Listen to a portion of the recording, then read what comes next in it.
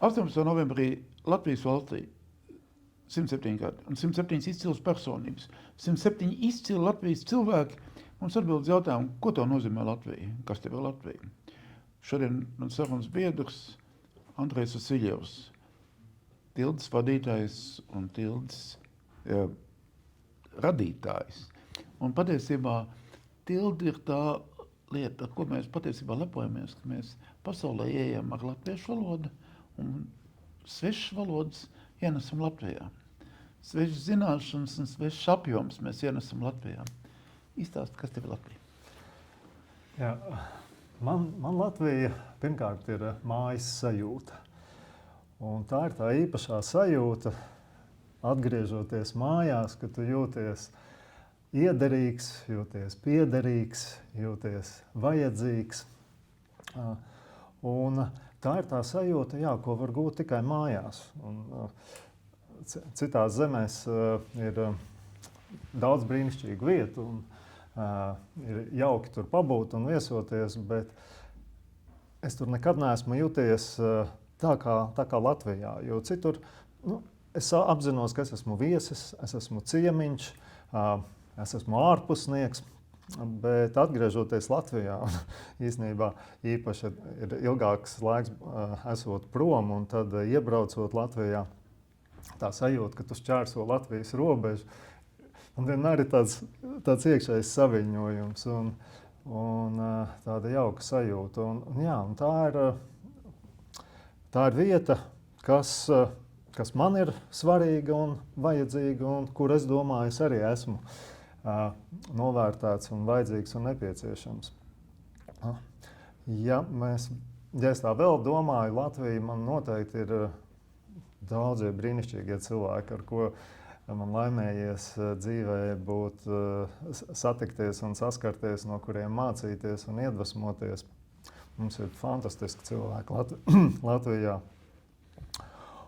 Un vēl Latvija man arī ir tādi simtiem un tūkstošiem tādu pieredzējumu, nospiedumu, piedzīvojumu sajūtu, kas dzīves laikā uzkarējušās. Un tie ir kā tādi krāsaini puzles gabaliņi, mazāki un lielāki, kas veido šo kopējo Latvijas bildi, kas visu laiku attīstās un veidojās un mainās.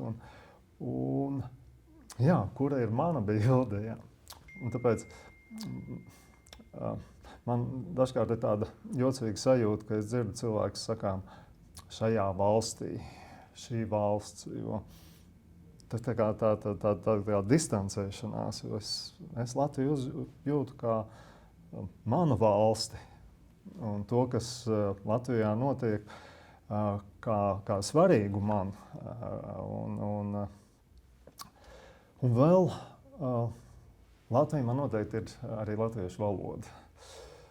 Un tā ir mūsu brīnišķa bagātība, un latviešu valoda ir tik skaista un daudzveidīga. Mēs Tildē daudz strādājam ar valodām. Un nav tik viegli šo latviešu valodas bagātību pārlikt citās valodās. Īstenībā tas ir gandrīz neiespējami, jo tās izteiksmes formas, vārdu formas, tēlainība, deminutīvi kaut vai. Citās valodās to nevar tā pārlikt. Latviešu tautas dziesmas nav iespējams pārtulkot. Var mēģināt atdarināt parindeņus, bet tā dzīves izjūta, kas ir tautas dziesmās, tā iekšējā sajūta nav pārnesama citā valodā. Un tāpēc latviešu valoda ir liela bagātība mums, latviešiem, un tā ir milzīga bagātība pasaulē. Un katra valoda, un tā skaitā latviešu valoda, jo īpaši ir tas īpašs veids, kā mēs raugāmies uz pasauli, kā mēs aprakstām pasauli, kā mēs izsakām pasauli, kā mēs sajūtam pasauli. Un tāpēc pasaule ir bagātāka pateicoties tam, ka mums ir latviešu valoda, un mēs to varam arī pienest un ienest pasaules apritē, pasaules saziņas telpā. Un tas ir tas, ko mēs cenšamies darīt ar ienesot latviešu valodu un Latvijas dzīves ziņu digitālajā telpā, īpaši tagad mākslīgā intelekta tehnoloģijās. Un mākslīgais intelekts ir tāds liels pavērsiens attīstības ciklā, cilvēces attīstībā, kuram ir milzuma liela loma uz visdažādākiem procesiem. Un ir izšķiroši svarīgi, lai mākslīgais intelekts ļoti labi zinātu latviešu valodu, lai latviešu valoda būtu dzimtā valoda arī mākslīgajam intelektam, lai mākslīgais intelekts spētu latviešiem palīdzēt un noderēt un būt tikpat labs atbalstošs rīks kā lielo valodu lietotājiem.